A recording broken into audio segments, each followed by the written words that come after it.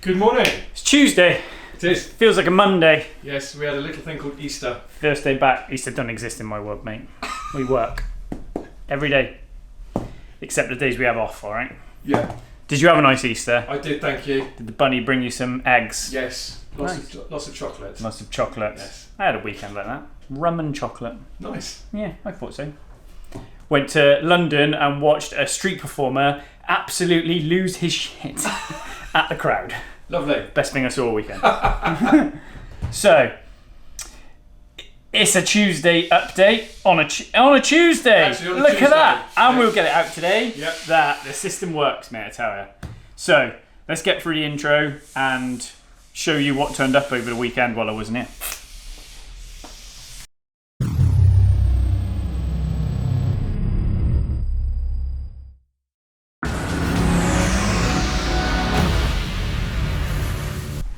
And we're back. We are back, and I've got an orange box. Ew. So I've been waiting a while for this, and it goes hand in hand with some other bits. Okay. But we'll do this bit first. So this is a profilometer, and this is a special tool that measures and gives you the readings for surface finish. Okay. Specifically, what we use it for is bore finish, and then I've got some software that goes with it, and that goes with this camera that measures and calculates the crosshatch. So that's a user manual, mate. I mean, come on. That's a serious manual. Like, the last time I looked at a user manual like that was for Lego. I was worried that or I was hoping that it's like, you know, all the languages of the world. Yep. Yeah, it really isn't. It's all English. All English. So if anyone knows how to use this and wants to do me a YouTube video that I can lie in bed and fall asleep to, then please let me know, because that broke my heart a little bit. That's some light bedtime reading. I was right like, if the quick reference guide is literally a page, there. then that's 10 languages, that book, innit? Yeah. Yeah, it isn't. So, anyway, it works like this. Cover up my Snap-on gun. So, you get in your set, a little holder, you get a precision specimen. So, this is a test specimen. So, it's a specific finish, and then all the measurements for the finish are in the top of it. So, we'll actually use this in a minute and show you how it works. I've got a fanny pack strap, which I won't use, some silica gel, which I'll take home and feed to the kids, an extension lead, which I will eventually use, the tip, which you have to be very, very, like when your mum and dad used to say, don't touch the tip on a record player. Yes. Like that. Don't touch the needle. Yeah, don't touch the needle. So we'll put that to one side. Right. It comes in a very 70s plastic case. Like faux leather box. Yeah, pretty much. So that's all right. So while we're here, I'm going to break it. No, I'm not going to break it. I'm going to see how it comes out. I think there's a screw, Debbie. Right, let me take the screw out. I'm as nervous as you lot are, because this costs nearly a month's rent. So we will be gentle. There we go. Out with that bit. Out of that bit. Take the lead out. So that holds this doobie. Yeah. Right.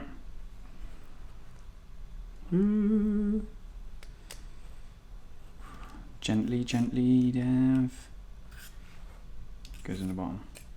There we go. So like that. Right. I'm going to put it upside down because you're not supposed to let the tip touch. Don't let the tip touch. That's just a good rule in life generally. Heard that before. Anywho. Right. Where does my lead go in? See, what I like about this is literally unboxing for the first time. Yeah. We've not even gone through this. No, literally send it, mate. Yeah. That's what we're doing. Right, so that lead goes in there. But Brad from QMP, who did all my measuring centre, makes this amazing little holder set. So the idea of this is, right? Look, like he's even put little green rubbery things in the end of the screws, mate, so that you can't... The attention to detail is mate. absolutely... Yeah. So we're just going to open the tool up. All right. Like so.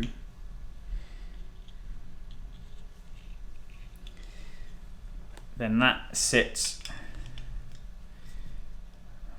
in there. Snug it up. Right, and the idea of these is,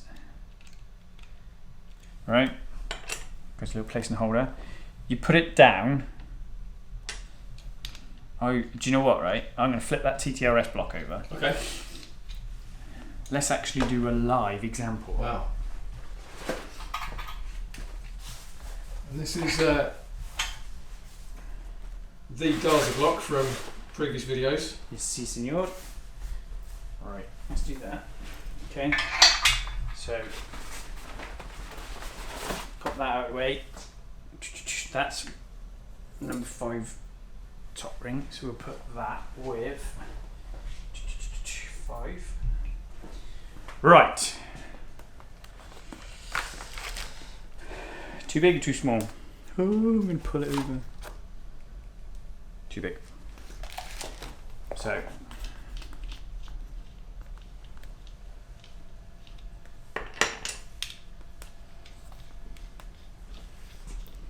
I'm going to move it closer to me because I'm going to pull this bloody unit off the bench, mate. Good move.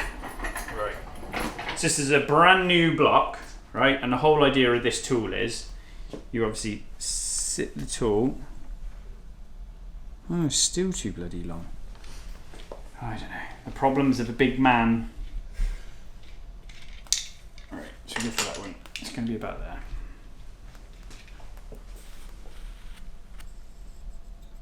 All right.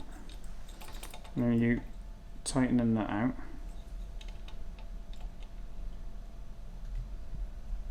So now it's sat snug in the bore. Yep. Making sense. Shall I turn it that way? There we go. That's got it. Lovely. Yeah? So that's Brad's kit in the bottom. Now,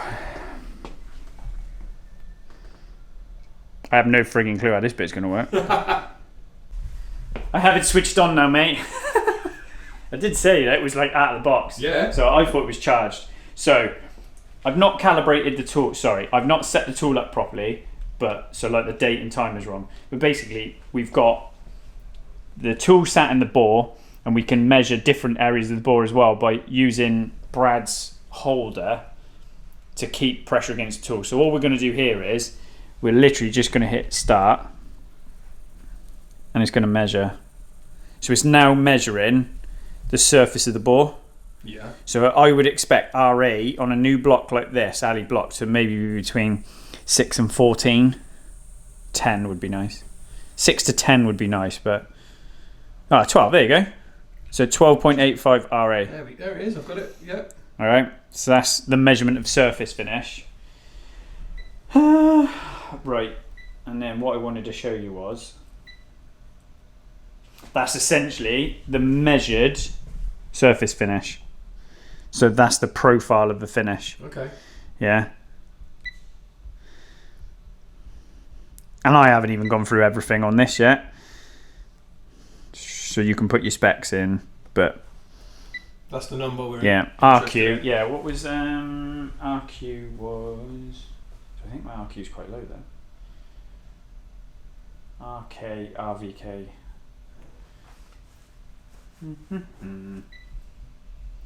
Yeah, and then RZ. So hang on, I do know what they are. I've forgotten. 2 secs. Let me find out. Right, so I'll leave that there. Surface finish measurements. There's surface finish, peak, valley. Go into it, shall we? What does RA stand for? Rheumatoid arthritis, apparently. Surface finish.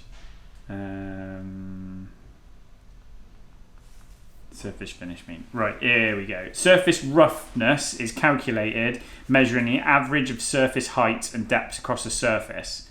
So RA is surface, right, here we go, is surface average. Surface roughness. So what you do, that's the average across the sweep. Then you do RK. One's peak and one's valley. Here we go. And then you can go on to like Mitutoyo website. But the idea of this is so we know the surface finish of our blocks, especially when we do linered blocks, because I've got no control over that with it being a brand new block. But when we put liners in, obviously we get them honed. So now I've got a measurement of what it is. So there you go. Yeah. So you get surface height, roughness height, which is your valleys and your peaks. Yeah. You get surface width, which is essentially the width of the groove. Yeah. Like a record. Think of it like a record now. Yeah. And then obviously you get things like your wave height, which is from the very top of the top wave to the very bottom of the peak of the valley. That might be a better way to show it. So that's essentially what it's measuring. Yeah, so it runs across and it measures it. So the idea being that you calibrate it or you test it against our little piece.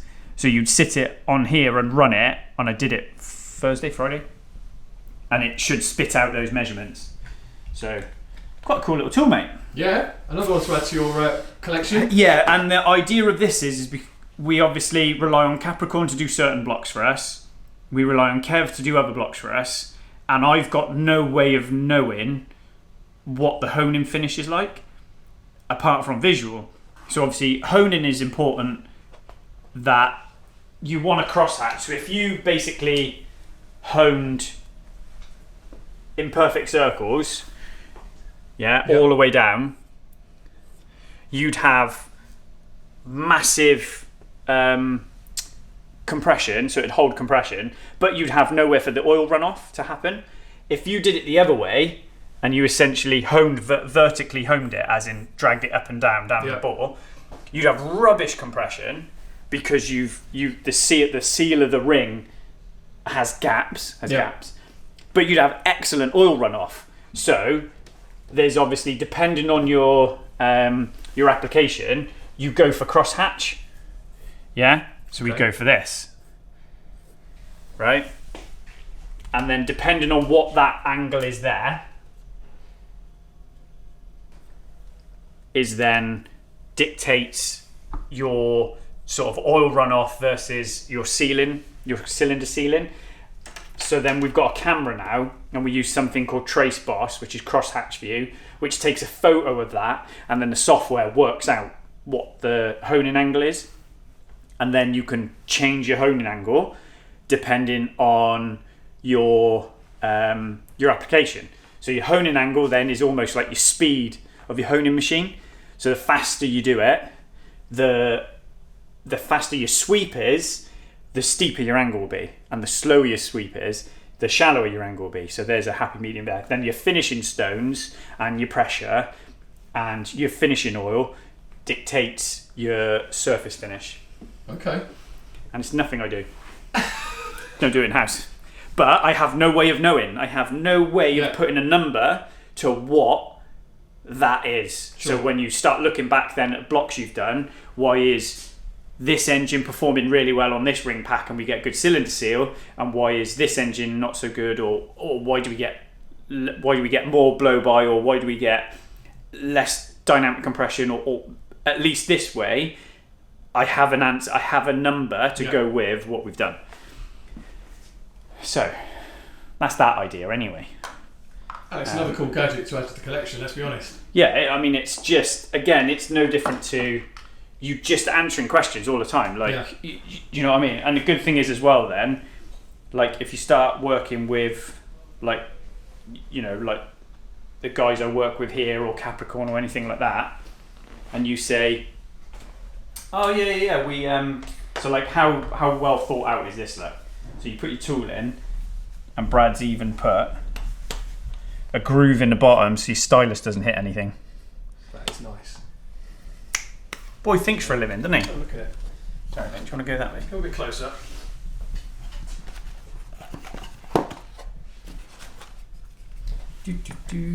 And that fits in there. Beautiful. I know. So I can get rid of. Oh look, I've got a screen protector. I haven't had a screen protector since like forever. Right, so that can go on there. That can go in a bin. Yeah, it's just given me the ability to have more data. Yeah. To have more information on what we're doing. Because now we're into things like, so there's what's they called, Syvecs, Capricorn do stock liners for the McLarens. Then we buy Darton sleeves as well. So there's 3 options of sleeve with 2 options of ring pack, depending on whether I use stock pistons. Well, to be fair, 3 options of ring pack, whether I use Capricorn rings, Syvecs rings, or aftermarket rings. So like they're aftermarket. So you've got variations there. Then on the V10 stuff, you've got stock block with stock rings, all the way up to linered block with aftermarket rings, and you can change your ring pack, you can change your ring thickness, you can change all these values. And I've never got a number or a value as to what the surface finish of the liners or surface finish of the bore are. So now I have. And it just answers questions. It just gives me more data, which is ultimately what it's about. You're just always looking for more data. So that little package has come from Brad, and then this was the other bit we were waiting on. So I think we went through my Mitutoyo gauge, didn't we? My bore gauge. Yep. Yeah. So the idea of this, so that's the bore gauge. Yeah. So the idea of this tool is you set your bore gauge like you normally would in your set-in rings, right? Which are these. And then you transfer that set-in ring value into this. So if I come down and it's that one, right?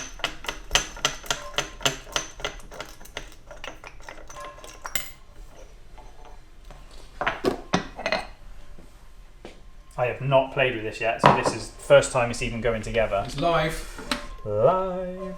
Right. So. Woo. Yeah. Get my height gauge out of the way.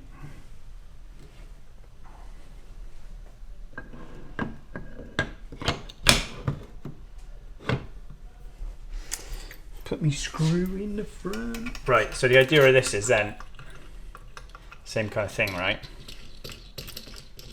I have my gauge set then to, I don't know, say 84.5 mil, which is what a V10 is, right? And then this sits in the tool like so. Yeah? Yep. Then I can transfer the measurement into this and then adjust that like I do when I'm setting my my piston diameter. So say I set my gauge at 82.5 mil on one of these rings. Well, what are they? 80 mil. 80.003 mil, right? These are 63.5, 88.9, 50 mil, so that's crank journal, and then 80 mil. So I need to measure a bore for a RS3 is 82.5, and to measure bore for a V10 is 84.5. So obviously I can't set it to 80 mil and then come out. So what I do is I set my gauge to 80 mil, put it in here, transfer it to this tool, then wind my tool out to 84.5 mil, because I know that's accurate then, and then I can reset my bore gauge and set my limits. And it sits there. I haven't got to sit like everybody's done it. Like normally, you've got a mic stand, yeah, a mic, and you end up like this. Oh. Yeah. You're never quite right. Whereas that It's solid. sits. Yeah. I haven't got to touch a thing. I just move that gauge in and out, and then I can press my buttons. So that's why I went for that. So again, just a little bit more accuracy. And beautifully made again. Yeah, stuff that's standard. Yeah, so this is all Brad Lagman, so QMP Racing. So he is good, to be fair. He's like the go-to guy in America for building bottom ends. I mean, all I see him do is he has so many blocks to build. It's unreal, and it's all honing machines, measurements, getting a block right. So yeah, waited a while for it because he went to like shows end of last year and just orders went crazy. The second I saw him making that, I was like, mate, I need one. So it turned up Thursday. Yeah, an Easter present. Yeah, an Easter present. Yeah. So now I can remeasure everything I've measured. So yeah, nice little Easter tools. So you got to change your lens, haven't you? Should we have a wander around? Let's have a wander through. Have a wander around. Let's mate. do. Cool. Right, you going to follow? I'm going to follow you. What is what? Right. Let me get rid of some bike stuff. Nothing there. Jordan's got an M3 in for film and a few bits and pieces. Have a little look. There it is. Oh, it's a bit bright. Steve came over last week and took final measurements for the loom on the Ferrari, so we know where our tails are, we know where our mounting P-clips are, because we're taking it from HT leads to coil on plug. So we've got to make 2 mounting plates, big Bosch coils, 8 new injectors, then things like knock sensors, cam sensor, crank sensor, lambda, and then we've got to interface it into the car. So he's like measured the tail in, measured the hole where it comes through the bulkhead because it sits on the back. So Steve came over last week and measured that up, that's fine. Okay. Carl is in engine corner. So what people don't see when we build engines is the day it takes to clean and prep everything. So he came back last week and he's just been on with, he's done a bit of Simon's car. So waiting on a couple of fittings to put the fuel system in, and then he's been in engine corner. So that's the twin turbo. That's the twin turbo. Yeah. So Simon come down last week and we made some decision on tips. We put the Wiggins clamps on the inlet manifold. I have put a picture up on Instagram, so rather than me move 100 things around, maybe we just drop the photo in. I'll drop that in, yeah. So sheepy manifold, Wiggins clamps, and James has got to come up and measure, weld the intercoolers, weld the ferrules onto the intercoolers to mount Wiggins clamps. So we've done a bit on that. Everything for the RS3 stripped, cleaned, ready to go. We're just waiting on valve train because we found some broken valves, and I've got the head welded up because where they ground the where they took the slider plates out of the heads and they ground the material out, they've made it too much of a curve for us to use filler. So normally we'd use special filler and fill those grooves up where the slider plates go in, the divider plates go in. I don't want to take the risk. There's not enough material there to give it a strong bond. Yeah. It's too open. It looks more like a bowl rather than what it looks like is like a circle before with an edge cut off for the blade to cut. So it's kind of like that, and now it kind of looks like that. So you're just not happy with that? I can't put filler in it. Yeah. Because if it falls out, the filler doesn't break. It's so soft, it's so strong, it'll do damage. So what I'm going to do is I'm just going to weld the runner flaps up. So we're going to weld it up. Not the ideal way. I haven't got any choice because I can't leave it like it is, and I can't blend the bottom of the groove out into the port because I'm going to break into the water jacket. Yeah. So I'm going to fill that up, and that's fine. Then I can machine it back. So that's the RS3 head. The RS3 bottom end is pretty much there. We're just sort of juggling between the two things to get it done because I want to measure the piston to valve clearance with soft springs in the RS3 head, but I can't do that until the RS3 head's built and a new valve train's here. So I'm kind of like running around in a circle with that one. The 2 McLarens are stripped, cleaned, ready to go. One had a broken valve spring and one had a broken valve guide, so we've had to replace those. Are they over there? The bottom ends they're a bit spread out. Okay, that's cool. We pretty much got the GT3 Lambo ready to go. We had similar problems with top end on that. Valve springs took forever to come in, so that's the last few bits and pieces he's cleaning now, so we can get that finished this week. We're on a road trip tomorrow to see Matt and Tavrish, aren't we? Yep, that's it. So we'll button down what needs to happen with this 675 engine if he wants it. What have we got? Yeah, McLaren wise. There you go, mate. You can have a look. Here's one there. There's one. Yep. Yeah, there's one. There's some trolleys. You're on V10 duty, isn't it? Yeah. So he's having to, like, this is, so this is a rear auxiliary drive. So this is what drives the aircon pump, the oil pump, and the power steering reservoir on a Gen 1, isn't it? But like on the back of it, if you flip it over, mate, it's glued in. It's glued inside the engine, so someone's got to clean it off. Introducing Carl. Hi, Carl. Yeah, I will do that. Get through that. But little things like every single one of these cases needs cleaning, inspecting, checking over. You know, we strip so many that you kind of try to keep track in your head of what's what. Yeah. But like at least he's making a list down and go, right, we need these bolts, we need this, we need this. Yeah. So yeah, done 1, 2, 3, got 2 more to go. I mean, and we look got at the amount of bits here. I mean, yeah, DL800 box. I mean, that's essentially what we throw away out of a V10 refresh. Wow. That's a little refresh as well. That's not even a big refresh. So a big refresh would be rods, pistons. On this one, because we don't know the history, we've also done valves and springs. So you think there's 40 valves, 40 springs, Yep. retainers, the lot has gone as well. So that's all fine. Last bits of Josh's have turned up. We have to have a bike day at some point. We will. We do, but I should have someone else starting today, and I haven't. So we're back to square one with that.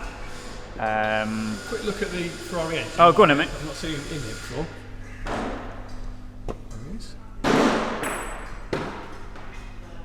So this is like where Ferrari are a little bit silly, right? So everyone does these the silencer deletes, which Yep. are these here, if that's a better angle for you to see. So that's an exhaust flap. So obviously when this closes, it pushes it through the silencers. Yeah. So it swaps it round then. And when it's open, that's the silencer. But the problem is the lambda probes are here. Okay. So depending on what is happening with this flap, you get different flow past the lambda probes. Right. Like, who thought that up? It's like ridiculous. The coils have been left, or the coil covers have been left off, and like all the plugs are rotten. So it needs a new set of plugs. We're putting coils in it anyway, but the covers, I mean, look at it, it's mesh. Yeah. So all the water's been running down and sitting Yeah. in plug holes, so that's fine. So we've had to sort all that out. So this was originally a Motronic 2.7, and it got converted to 5.2. So it went from having 2 ECUs to 1 ECU, and people have just bodged and, I mean, Luca connectors, mate. I mean, what is that about? So yeah, I can see why it caused problems. So all that's been thrown away, and we're going to start again. So new engine loom, new injectors, new coils, new plugs. We need to put a fuel pressure sensor onto it, and then proper engine management then. So it's going on MoTeC. And then it'll be... It's going to be sweet as a nut when it's done. Sweet as a nut, mate. Sweet as a nut. Steve's still arguing with insurance company over windscreen. So insurance company put a windscreen in, didn't seal it right. See, And now there it is. they're arguing that it's not their fault. So yeah, it sat there. It was full of water. This is Podium's Lambo. So we got to get the wheels done, get it serviced, ready for their European trips. Okay. So we get that sorted. Let's have a little look. It's a nice one. Yeah.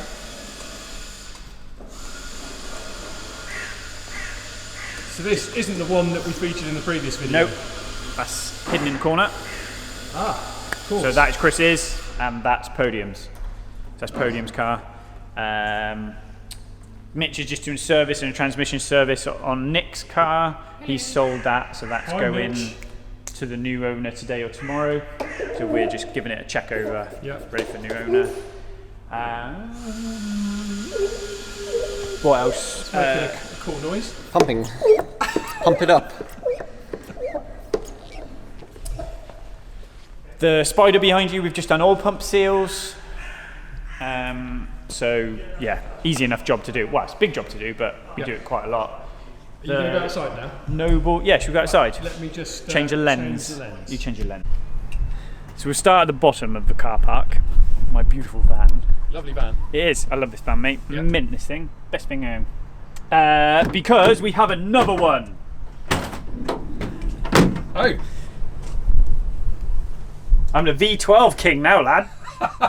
So we dropped off the Murcielago we did the top end on last week. I have got a little video I filmed on my phone because, which I'll give to you, you can drop it in. It'll look rubbish because it's on my iPhone. But I dropped the engine off last week and it was parked next to the what was the Aventador Centurion thing? Weird thing?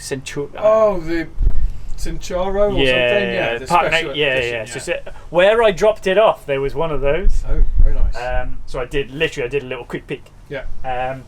So that engine's done. So on that one we did top end rebuild basically without taking the valves out. So that came out really nice in the end. Timed it up. Put the Matt Armstrong seals in correctly.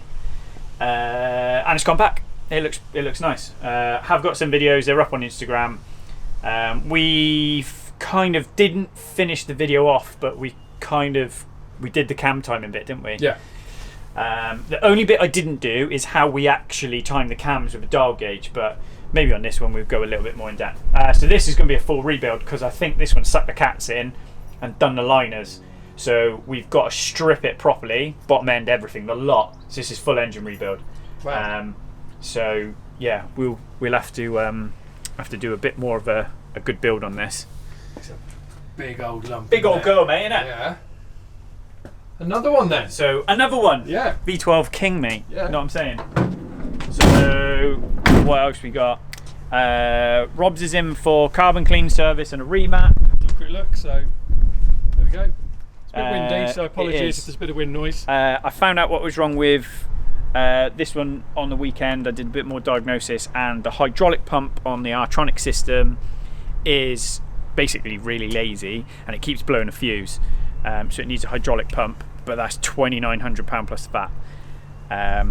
There are options for second-hand ones, but the owner doesn't want to do that. He wants to put a new one in. He doesn't want any risk, so that's fine. So we get a pump on order. It needs a paddle because the upshift paddle is faulty, so we'll get that sorted. Parts have pretty much arrived for the RS6 for the blue one, so that's sold. That's got to go to its new owner. We had a missing bracket on the bumper here, so I've ordered one of those. Yeah. I just wanted to tidy up the alignment on the headlights because I wasn't happy. And a new front trim, so that's fine. The arch liners and the under trays here, and I'm waiting for the side guides. So these plastic guides that sit here that support the bumper, we're waiting on those. They're back order, so I might have to try and find somewhere else that's got them. But the reason I want to do the headlight looks is that. So I'm not happy to hand a car over that's sort of a bit gash. And the backing plates here for the brakes as well. We found one failed the MOT, but the other one was gone as well, so we'll just do it. Set of brake pads. And that's gone down well, that video, hasn't it? Yeah, it did go well. Yeah, it did go down well. So that's gone. I've had so much interest on that car. It's amazing. Yeah. So when that one's done, I'll get my Avant finished, and that'll be up for sale. So drop me a message if you want to buy that. So let's have a little look. So there we've got the saloon. Next to it is Ricky's other RS6. Yeah, that's the Avant. Lovely. And then I had one drop off on Saturday that needs a service, and it's got a couple of other bits and pieces wrong with it, so we'll get that sorted. Ollie's keeps having weird faults. Central locking freaking out, lights coming on and flickering, all sorts, right? And he brought it up at the weekend, and I was like, right, the only thing it can be is CAN bus related. It can only be CAN bus causing problems. Yeah. For so many systems to be involved, it has to be CAN bus related. And he got it off a trailer on Saturday, rolled it in a car park. I was like, let me just check this a minute. Pulled the carpet up, carpet's soaking wet. So I think what it's done is it's soaking wet inside, and the parking module sits under the passenger seat, and I think it's full of water, and that's bodging the CAN bus, so it's just causing the CAN bus to crash, and then that'll freak the car out. So I think it's that. I think once we've got the carpets out and I pull the parking module out and disconnect the connector, it's going to be rotten. So I think we found it. Yeah. It's the only thing I can think of that can cause the faults he was complaining of. So drying that out and getting that sorted. Where's the leak come from on that, do you think? It's either centre brake light, yeah, or Steve's was a windscreen. Yeah. But I kind of had an inkling about Steve's because I knew the windscreen had been out before. I don't think this windscreen hasn't been out on this before because it's got Audi badge on it. Nobody would put an Audi screen in them normally if they've been out. It's either centre brake light or it's been parked up and the window's been left down. Right. As in, when you touch the door, because it's a coupe, it drops a window an inch. Yeah. And when basic settings aren't set on the windows after a flat battery, the windows don't climb back up into the seals. You've got to reset basic settings. If you don't do that, the windows stay down. So it's one of those two things. Yeah. That's what I think anyway. PPP's misfire. I'm going to swap bank 1 ECUs because that's the only thing it can be now. So I'm going to swap ECUs over, see if it goes. AOU's done, ready to go. The RS6 is in for big service and a check over, so we'll go through that and see what that's doing. Ben's still waiting on power pack for headlight, but we'll get that in this week and just button off the rest of it. Will's is done, he's away now, so I'm going to run that on a dyno a little bit more for him, just to check that all like our filters are on it and it's been remapped and stuff like that. So we'll just do a bit of testing on dyno, make sure it's happy. Yeah. Trevor's is finished. That was service, rocker cover seal, MOT, illuminated side trims he wants retrofitted. Jordan's got to do some love in the engine bay, just tidy it up a little bit, and we found a damper had failed. So Trevor's coming to your track day as well. He is, yeah. He's mint. He's got a Yaris. Used to have a crazy RS Evo, so yeah, boy can pedal. I call him a boy. He'll clip me around the ear roll for that. The gentleman. Yes, the gentleman. Yes. So his mate, I bought the Scirocco off. Yeah. So yeah, Trevor will be up for that. So we get that buttoned off this week now. Get it through MOT later today, and he can have that back. Raj I had a phone call Thursday, mate. Insurance are going to repair that. The one that caught fire. Yep. Wow. 65 grand. What? And they're on about repairing that. Wow. So I will see it when I believe it, because that on its own, that lid on its own is 16 grand. 16 grand? 16 grand, mate, and they cut it. So they've said they're going to repair it. So we'll see what's what, because I cannot believe they're going to repair that. Yeah. But is what it is. That was hilarious. So Zaid's was in for a suspected clutch, and I fired it up on Saturday because it had been behaving. And I said, from how he complained, I was like, I think it's a clutch. And I put it in gear. I was sat there with it idling in gear with my foot on the clutch, and it was fine. It started, and then all of a sudden it just started pulling away and started driving off out. My foot was still in the clutch, so it's literally like a pressure plate is knackered in it. So we've got to put a clutch in that, so that's fine. Waiting on the last few seals for FBT to put the engine back together and put it in, because that had oil leaks after someone else built it. RS4. Let's go over and have a look at that. Because you like this one, don't you? I do like this one. RS4, we just got to finish the inlet manifolds to fix the vacuum leak. And I think, mate, that's about it. We all caught up? I think so. Excellent. So, we've got a road trip tomorrow. Yep. So that's probably Friday's video. Friday's video. There should be some interesting stuff on there. Yeah.